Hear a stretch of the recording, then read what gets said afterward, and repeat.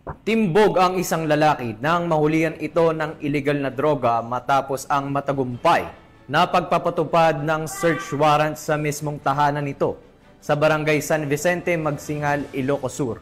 Magbabalita dyan si Police Corporal J.R. Del Mendo.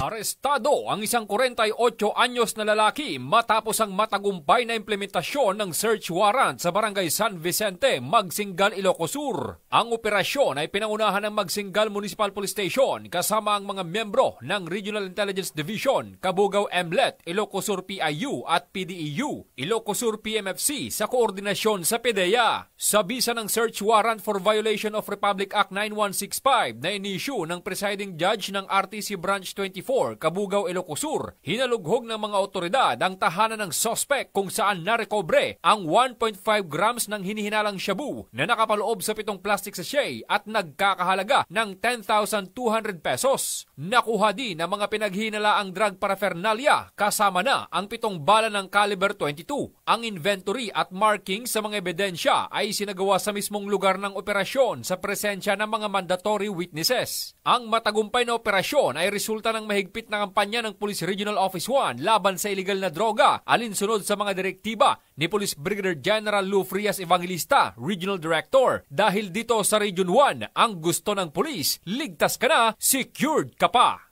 Mula dito sa Ilocos Region, ito ang inyong PNN Correspondent, Police Corporal J.R. Del Mendo, alagad ng batas, tagataguyod ng Balitang Pulis.